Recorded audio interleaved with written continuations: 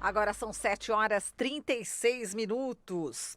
A Câmara dos Deputados aprovou na quarta-feira um projeto de lei que endurece as punições por abuso de autoridade de agentes públicos. Se o presidente Jair Bolsonaro sancionar a lei como foi aprovada, autoridades poderão ser condenadas à detenção de 6 meses a 4 anos e multa dependendo do crime que cometeram.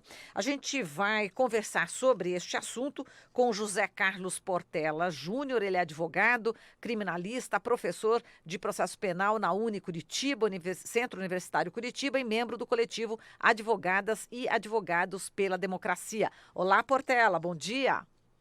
Bom dia, Marilu. Bom dia, ouvintes. Bom, Portela, se esse texto tivesse sido já aprovado, se tivesse em vigor, a gente já não teria possivelmente aquela condução coercitiva do ex-presidente Lula e tampouco aquela questão também do grampo, né, da conversa entre a ex-presidente, a presidenta Dilma e o ex-presidente Lula. Punições poderiam ocorrer na época, não é isso, Portela? Marilu, o projeto de lei, esse que foi aprovado, ele especifica algumas condutas, né, que não poderiam ser admitidas na condução da persecução penal pelo Ministério Público, pelo Judiciário, pela Polícia.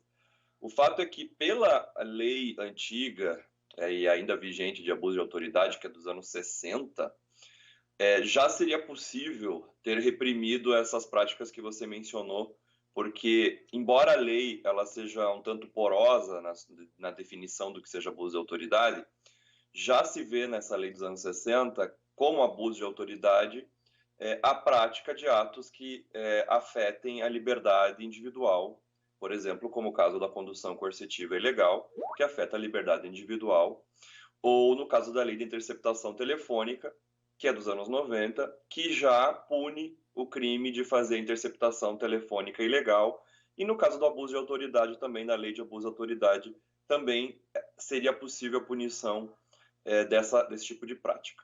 Mas a Lava Jato, ela inflou esse tipo de prática, e aí houve uma resposta por parte do parlamento via essa legislação agora recém-aprovada, né?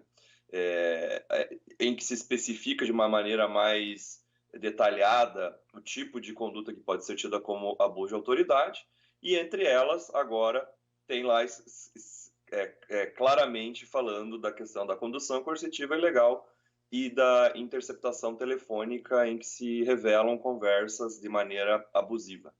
Exato. Agora, o presidente Bolsonaro, já está avaliando aí vetos, né? Essa lei de abuso de autoridade. A Câmara está, enfim, também reagindo e tem no Twitter, né, rolando aí uma hashtag Veta Bolsonaro, que foi uma das mais tuitadas na manhã desta quinta-feira. Né? Integrantes também da da Lava Jato criticaram o projeto, obviamente, né? Como é que você vê enfim, essa possibilidade, né, do Bolsonaro também vetar alguns pontos e, enfim, como é que fica também essa questão da Lava Jato?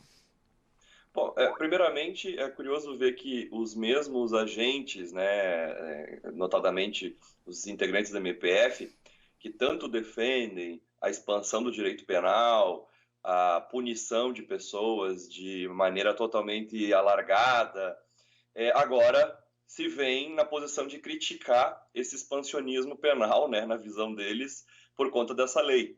Então, eles mesmos não acreditam no próprio judiciário que eles fomentam, porque eles dizem, olha, nós vamos ser perseguidos pelas nossas posições, pelas nossas práticas, né? Tem juízes que também têm essa preocupação de serem punidos por interpretarem a lei de uma maneira que possa ser tida como abusiva e se encaixar na lei de abuso de autoridade. Nem eles mesmos acreditam que o judiciário respeite as garantias fundamentais desses integrantes do Ministério Público e do Judiciário. Então, é curioso ver esse discurso dúbio, né? Ao mesmo tempo que eles fomentam a expansão do direito penal, quando afeta interesses que são deles, aí eles dizem, não, mas veja, é perigoso expandir demais o direito penal. Então, isso é uma coisa que a gente tem que ficar atento, né, esse discurso. A questão dos vetos, é bem possível que haja, eu acredito que possa haver alguns vetos, pela influência que a Lava Jato tem no governo Bolsonaro, né?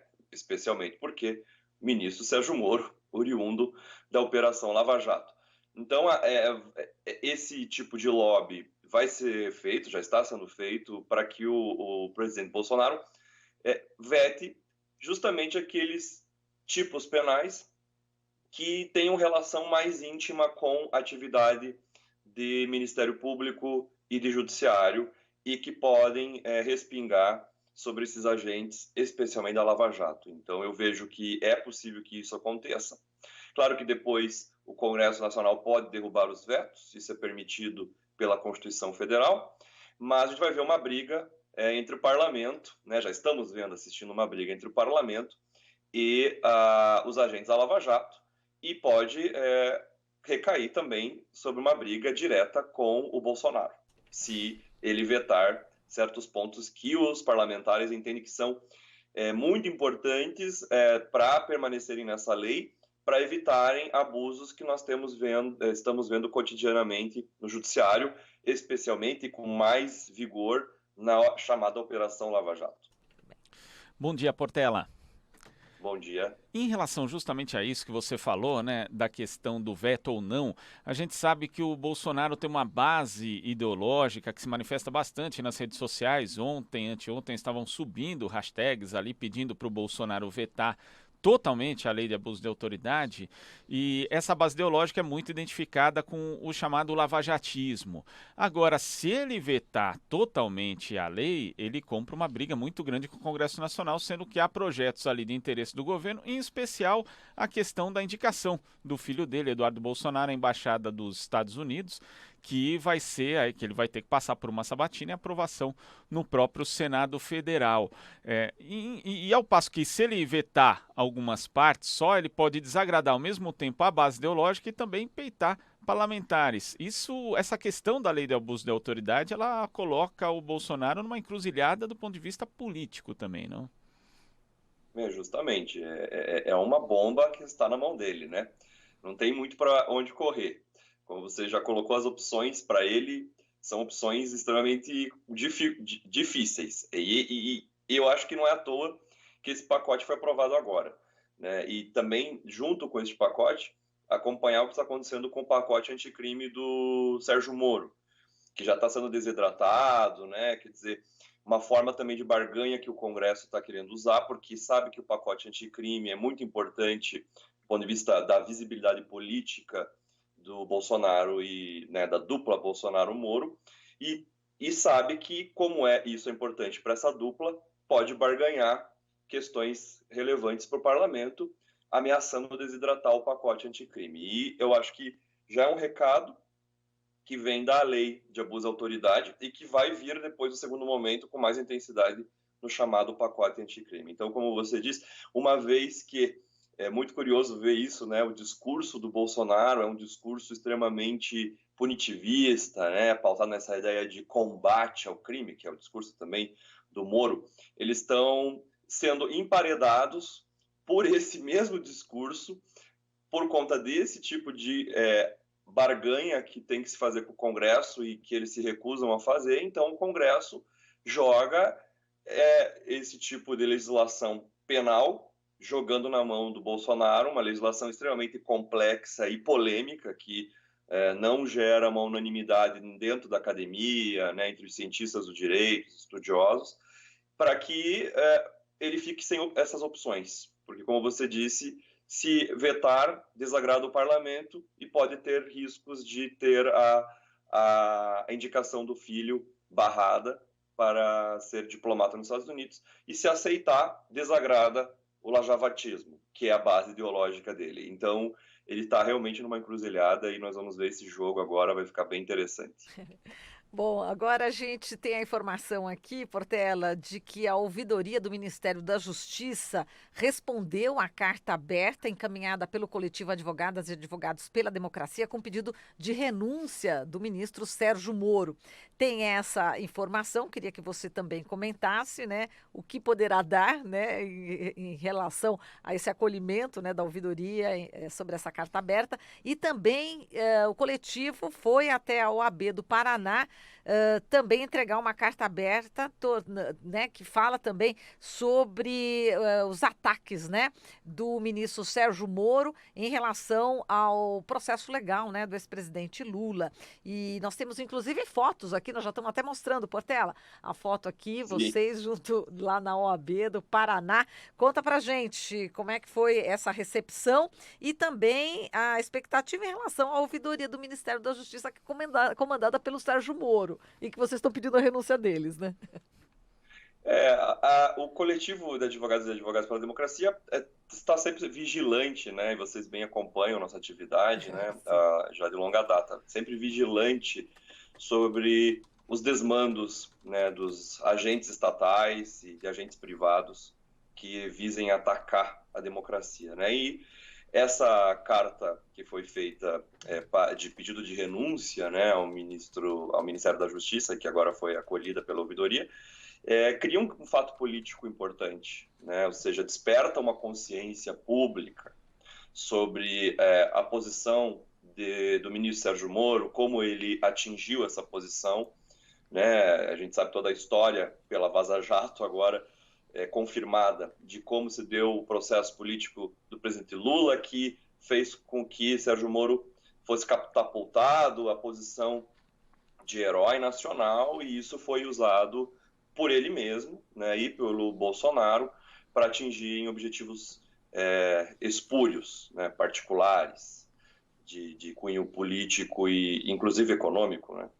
Bom, então a gente vê com bastante alegria que essa carta foi acatada, mas sabemos das dificuldades de que isso, de fato, surta aquilo que nós gostaríamos que fosse a renúncia do Sérgio Moro, porque já se mostra o Sérgio Moro, enquanto depois dos vazamentos e conforme os vazamentos foram se desenvolvendo, ele se mostra muito apegado ao poder, né, de uma maneira extremamente vaidosa e arrogante, como se vê, por exemplo, daquela portaria absurda que ele editou para permitir a deportação do Glenn Greenwald. Então, essa é uma questão. E ontem, o coletivo esteve presente, eu representando o coletivo, a doutora Tânia, que sempre conversa com vocês, e a doutora Ivete Caribé. Estivemos lá representando o coletivo de advogados, entregando essa carta protesto e pedindo providências para o OAB Paraná, que sempre se manteve como uma aliada da Lava Jato, né? Por muitas vezes a OAB Paraná defendeu a Lava Jato como instituição, usando dessa palavra. Mas uma instituição, ela tem que ser legítima, ela tem que ter apoio, ela tem que ter base no que diz a Constituição. E a Lava Jato é a negação das garantias constitucionais, não é instituição coisa nenhuma. E nós fomos lá cobrar a esta gestão nova da OAB que tome uma posição mais incisiva sobre o que vem acontecendo na Lava Jato já a longa data, mas que vem sendo confirmado pelo Vaza Jato. E fomos recebidos pelo presidente da seccional, manifestamos nosso protesto, a carta foi entregue em mãos, e com a promessa de que a OAB Paraná iria avaliar essa carta e poderia tomar providências no sentido de que nós requeremos na carta. Então, vamos aguardar, porque nós vamos cobrar essa posição institucional da OAB, que seja mais incisiva na defesa das garantias constitucionais e que não se acovarde, mais uma vez, na proteção do ser humano, da dignidade da pessoa humana e do Estado Democrático de Direito. Muito bem. Glauco, já entra na Vaza Jato ou tem mais Só queria fazer uma pergunta aqui, porque o Portela falou numa das respostas dele a respeito de quem, na verdade, sempre se apoiou num punitivismo e numa legislação penal, né, pedindo, inclusive, mais punição, agora, de repente, muda o discurso, caindo numa contradição. Eu estava lendo a nota da Associação de Juízes Federais, a AJUF, a respeito da Lei de Abuso de Autoridade, e tem um trecho que diz o seguinte: o texto poderia receber recomendações das associações ou passar por consulta pública. Se o texto fosse concluído a partir de um consenso mínimo, talvez não enfrentasse a reação das associações e da sociedade que está enfrentando, dizendo que o texto não foi discutido, sendo que ele tramita no Congresso Nacional já há algum tempo. Eu acho curioso isso também, Portela, porque embora a AJUF, inclusive, tenha assinado algumas notas em relação à reforma da Previdência, eu nunca vi uma resposta tão pronta, por exemplo, em defesa do regime geral de Previdência Social, cuja discussão também não aconteceu, principalmente com as partes mais afetadas, interessados, os segurados do INSS, as pessoas que recebem menos. Eu nunca vi uma manifestação tão pronta da AJUF, né? E também em relação a tantos outros pontos no Congresso Nacional que não foram bem discutidos, reforma trabalhista, tal. É outra contradição, né, Portela?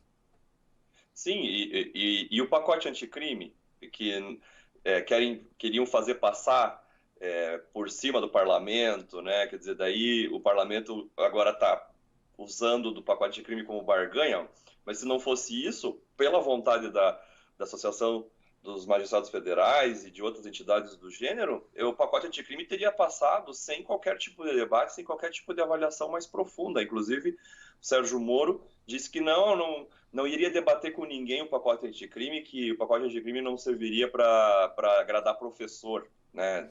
Menosprezando o conhecimento jurídico que nós, professores, e eu sou professor de processo penal, temos acerca dos temas que estão no pacote anticrime. Então, como você bem coloca, essas contradições vão ganhando mais corpo, né, conforme o governo Bolsonaro vai se desenrolando. Nós vamos vendo que o governo sempre está em encruzilhada, em contradição, e os seus apoiadores, sua base ideológica igualmente.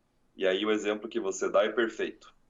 Muito bem. Bom, agora, não sei se deu tempo de você ver a Vaza Jato do dia, Portela. Se não deu, a gente vai te falar agora. Já saiu aqui no UOL, na parceria com o Intercept Brasil, dizendo o seguinte, que o Deltan fez lobby com o STF e governo Bolsonaro para tentar emplacar o novo Procurador-Geral da República. Diz o seguinte, que o procurador Deltan usou o prestígio obtido como coordenador da Força Tarefa da Lava Jato em Curitiba para tentar emplacar nos bastidores o Procurador Regional da República, Vladimir Aras, seu aliado no Ministério Público Federal, como novo comandante da PGR. Para isso fez lobby com os ministros do governo Jair Bolsonaro, senadores e ao menos 3 ministros do STF. Então tem aí mais essa vaza-jato. Inclusive o Aras já deu entrevista, inclusive dias atrás, né, falando, né, dessa possibilidade de ocupar a Procuradoria-Geral da República em consonância, né, com o governo Bolsonaro.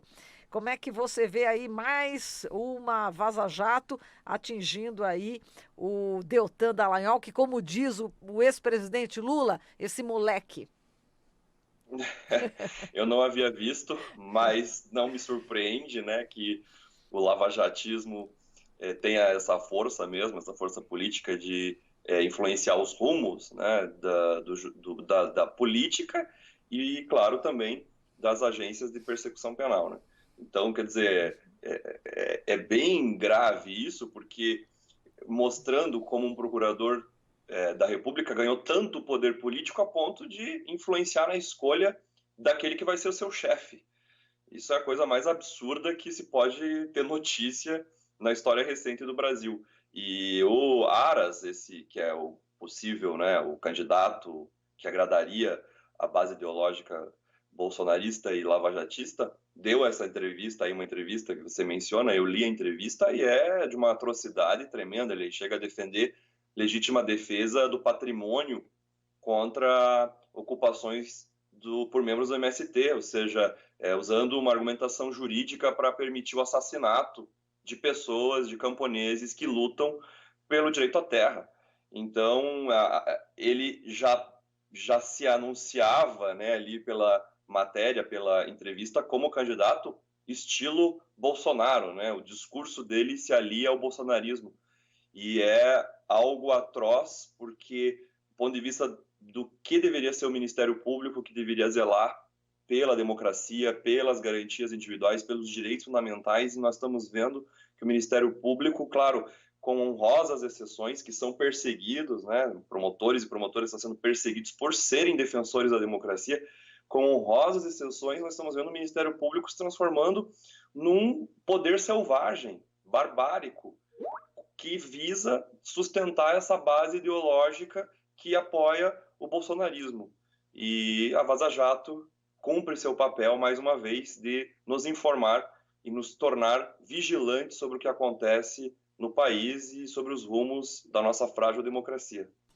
Exato, portanto, tá aí depois os detalhes, né? Com certeza, enfim, todos os meios de comunicação alternativos vão repercutir, em alguns já estão, inclusive, já está essa reportagem, e eu tô vendo aqui o diálogo, mas realmente, olha, o Vladimir Aras, vou só citar algum aqui, só para ilustrar aqui, para fechar a nossa conversa aqui.